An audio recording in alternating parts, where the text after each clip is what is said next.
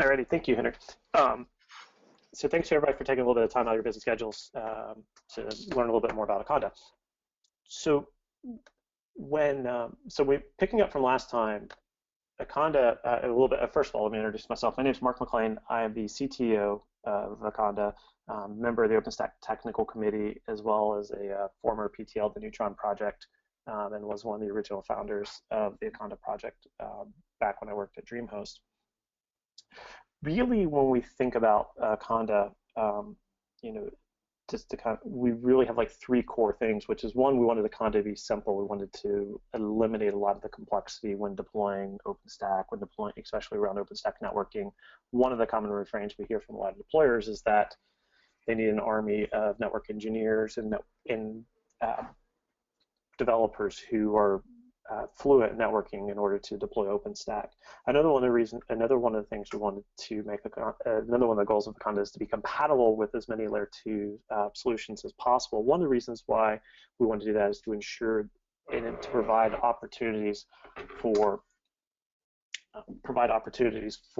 the deployers to choose their equipment, to not necessarily dictate or to say, okay, well, if you're going to go OpenStack and use our solution, you have to use everything we provide. So again, enabling operator choice.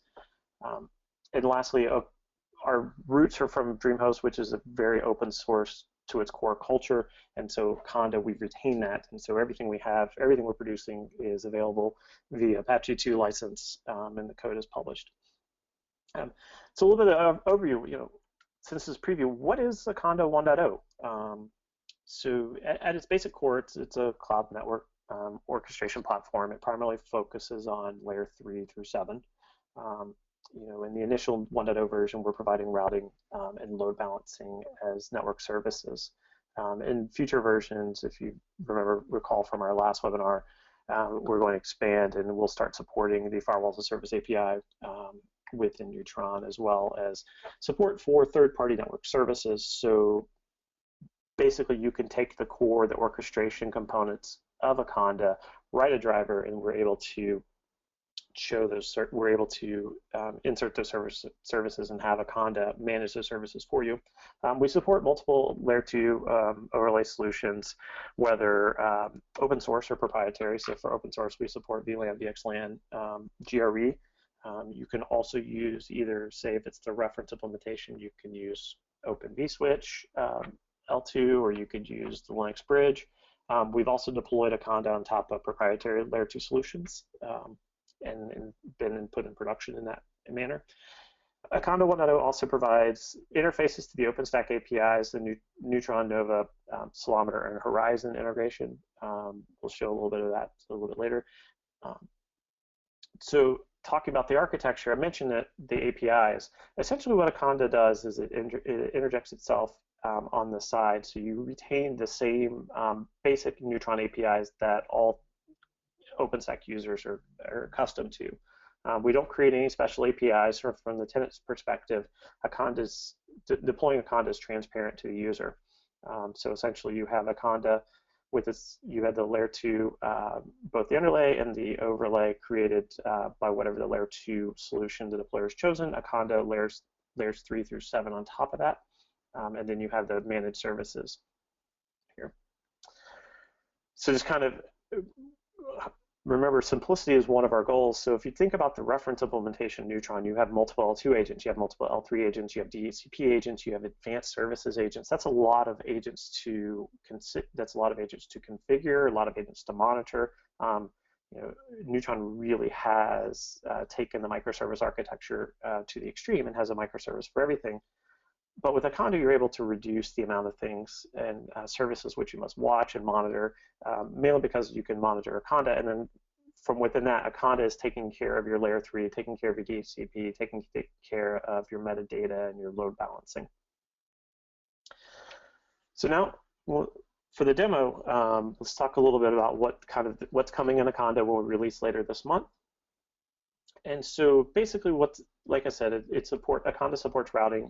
It's IPv6 native. That's been one of our requirements since day one. The Akanda engine supports both standard DHCP and metadata services. It also, for v6 it supports BGP.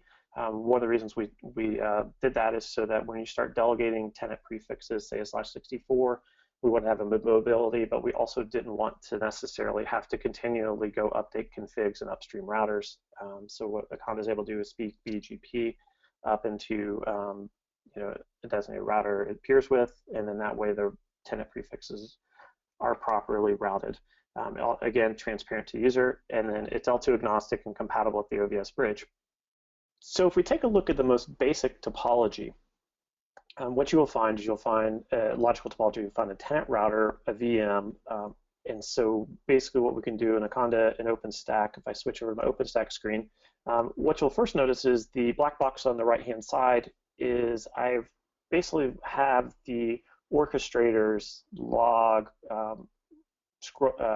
basically tailing it in the background. So what you'll be able to see is as we do operations in OpenStack, you will see where the orchestration layer is reacting to it, making changes, updating the routers, updating the network state behind the scenes. So I wanted to kind of give this to show you a little bit of the action and the flow as we make changes in OpenStack. So similarly to the simple logical topology I showed before, we have a router that's connected here between the public network and the interior network.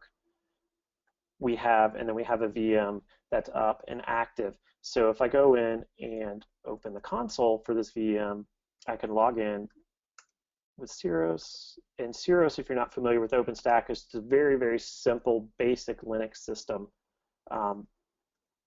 that has just the bare minimum in order to basically very good for testing. Likely would not want to run it on production. So what we're able to do is we can go in and we can ping the gateway, verifying that we have connectivity. So when we go back through, and now let's take a look at our next version of this. So let's make this topology a little bit more realistic. Let's say we have two VMs, but this time they're in two different networks. So we'll go back through into OpenStack as the demo tenant. We'll go in and let's create a new network. Let's define a new subnet, 192.168. And notice here when I am typing in an IPv4 address, and I'll show you one of the advantages of RUG is we have a hook so that you can, when we go and create it, you notice that IPv6 is built in and added. The RUG from day one was designed to work with IPv6. It supports dynamic BGP routing for IPv6. It also supports prefix delegation so that when you're running a deployment, whether public or private, a lot of times it's hard to manage the pool of addresses, so the RUG will take care of that for you. The Neutron team is working upstream, and we've been collaborating with some of those folks to show it. And so as we have another network, traditionally what you're going to find is you've got to go through and you have to connect it into the router. This is all kind of traditional OpenStack stuff, so we'll go through, attach this interface to the router. So now as you see in the background, you'll see some text scroll by. That's what the RUG has done is the RUG has gone through and reconfigured the router, added the interface via hot plugging. So now if we go back up into the instances, and for our tenant, we're going to launch another instance. We're going to call it VM2. Again, we're just going to boot a little simple Ceros image. This time for networking, we're going to attach it to another network. As we see now, the instances are coming up.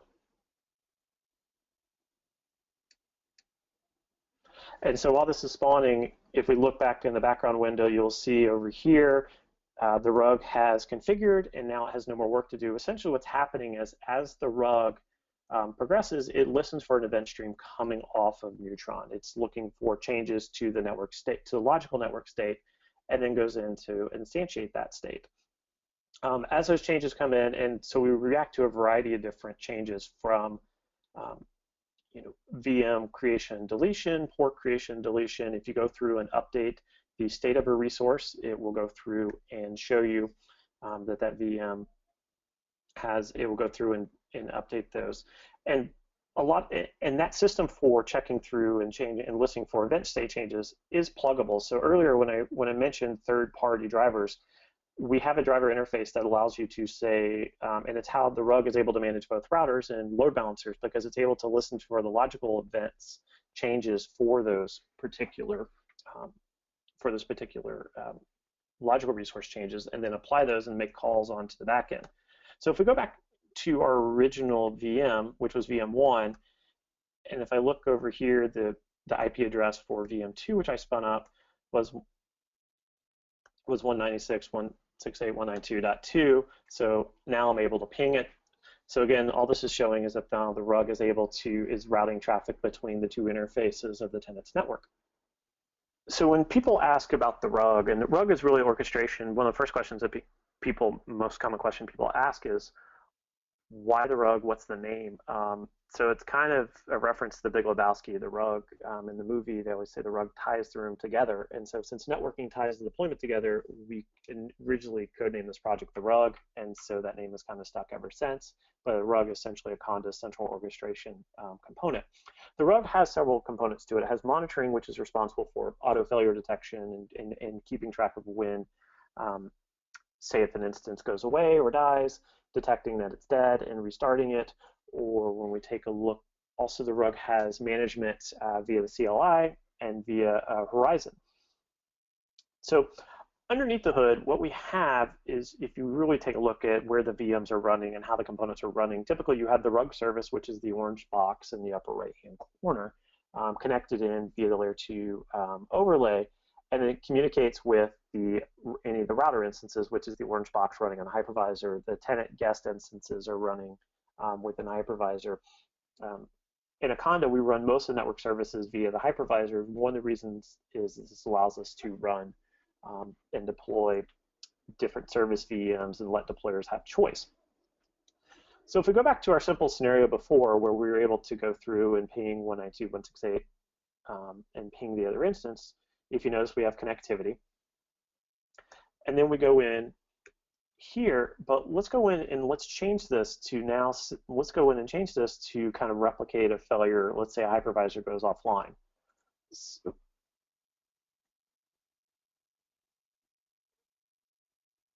sorry for the zoom. So we go in, we click, and now we'll go over and let's terminate the instance. So underneath the hood, when we click termination, what you'll see in the background, as we have the rug scrolling in the background, you'll see the rug taking a bunch of actions. It will reach out, it will detect that the port's been deleted.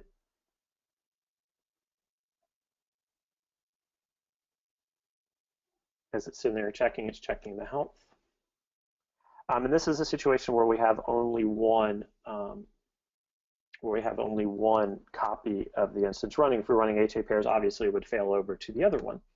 But in this instance, I wanted to give you an idea of what happens when you have exactly one running.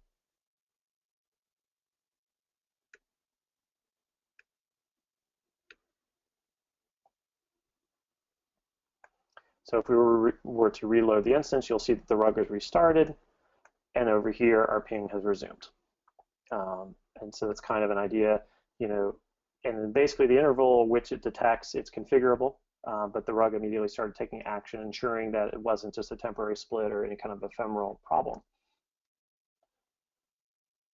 So just to review, the VMs we basically are running the network appliances as VMs within the cloud. One of the things that this allows us to do is it allows us to kind of spread them around the cloud versus creating hotspots.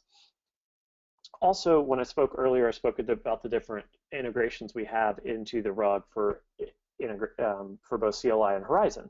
If you take a look at the Horizon, basically what's going to be available in the 1.0 is Horizon panels, which allow you to, say, manage the network appliances by tenant or manage them, in this case, either by logical type, so routers. So if we take a look at this here, what you'll notice is you'll have a list of projects available. You'll also have the ability to set all of the tenants' instances in the debug mode. Basically what this does is this tells the rug, hey, you can keep watching it, but don't make any changes to configuration, don't make any changes to monitoring. Where this is useful from an operator standpoint is that you can, say you're deploying an experimental VM or experimental appliance, or maybe testing an upgrade, you can selectively schedule a tenant to basically say, okay, deploy it, but don't let the rug manage it. If we take a look at even like at the router screen, you can go in and click rebuild router. And the nice thing about rebuild routers, it allows you to select the image that you choose. So you can choose from a production image, or if you want, you can choose from maybe a preview image that you're testing to ensure compatibility before having the rug roll it out to the rest of the cloud. It also gives you the ability to say if you want to selectively roll back. Debug mode's also useful, say if you want to log in and say make manual changes. Now we all know that's bad if you're using orchestration systems, but sometimes for debugging, or sometimes if say you're building a new image and integrating and building a driver, the debug tools are very handy and useful for deployers. So to kind of recap, Akanda, like I said earlier, Akanda is a 100% open source project. It's our roots have always been in open source. We want to share it with everyone.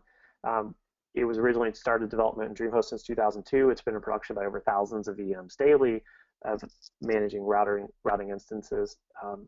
And coming this month, we're releasing our 1.0 version. Kind of looking forward to what's in the 1.0 version is it's completely Kilo compatible.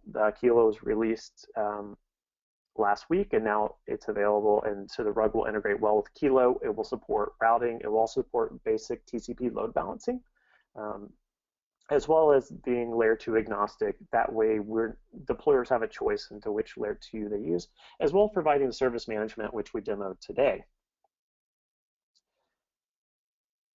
So one of the things we'll be doing is Akanda is an open source project. It's a community. And so in Vancouver, alongside the OpenStack Summit, we will have a gathering of those interested in developing on Akanda and work together. So since it's open source, we'll share all of our plans and our roadmaps and where we're going and working with it. But we're also looking to have new folks join us and build a community and contribute and bring your ideas as well. For those interested in a supported proof of a concept, if you contact us at info@akanda, we're happy to set one of those up and work with you for a proof of concept, for a demo specific to your environment. Any questions? Hey, Mark, I've got a few questions from the audience here. So one is asking how, if you could compare and contrast DVR and Akanda. So yeah, that's a good question. So when you start talking about DVR, fundamentally DVR is based on what they've done is in the open source reference implementation is they distributed routing by basically spinning up little mini routers on each hypervisor. And basically via flow rules and with OVS and integration with OVS and network namespaces, they basically turned every hypervisor into a mini router. What this does is that in the open source reference implementation, if we think back onto the images, there's a layer 3 agent. Let me go back to the original. So you have this layer 3 agent here. Oops. So you have this layer 3 agent, which is essentially a central sort of source of all routing. Typically, most deployers will run it on bare metal. They'll cluster these, have a handful of them that will run. You can run them with HA, but what you end up happening is with the bare metal nodes is all your traffic for the deployment that goes north-south or east-west between intra-tenant, you basically have all your traffic clustered. With DVR, what occurs is they've decided to decide if you have a floating IP, what they're able to do is say, okay, we're going to route it directly from the hypervisor to try to get around one of the problems with having a central layer 3 agent, which is very easy to saturate the links, especially if you have one noisy tenant can disturb the rest of the tenants in the deployment. The difference with Akanda is that because we're using service VMs, we're actually spreading out where the routing occurs in the deployment. So it's much less likely that we're going to have a very concentrated hotspot of routing. And should that be the case, it's very easy to relocate the VM, and basically with high availability pairs, we can relocate it and keep the connectivity available.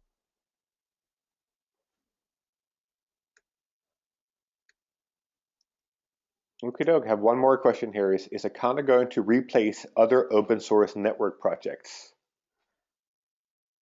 So our goal is not to replace other open source network projects because our goal is to work with them and integrate into Neutron. One of the questions that kind of dovetails and comes up with that is, you know, why haven't we contributed all of our code into the Neutron project? And I think fundamentally it comes down to when you start taking a look at open source solutions for routing, you have one that's very close to the container-based solution today that's in the reference implementation. You have teams within the OpenStack community which are delivering network services and functions via VMs, and you have teams which are delivering network services via hardware. And so when you take a look at those three basic camps, we want to work with all of them, but also gaining consensus and saying, OpenStack is going to choose only one specific way is really not a viable path, because the other three all three choices are very viable depending on deployer needs and concerns. So what we want to do is support the upstream projects where we can contribute code that's beneficial to everyone, but where we differ, we don't mind developing it, but we also want to share it with everybody, which is why we decided to make and keep Akanda an open source project under Apache 2, so that way we're developing everything in the open, everybody can see what we're doing, nothing's hidden, and participate inside the ecosystem. You know, and so, but we necessarily do not want to replace any, basically, we're not out to replace Neutron, we're out to work with it and plug into it. I have another question here, which is, can you explain L2 agnostic again, please?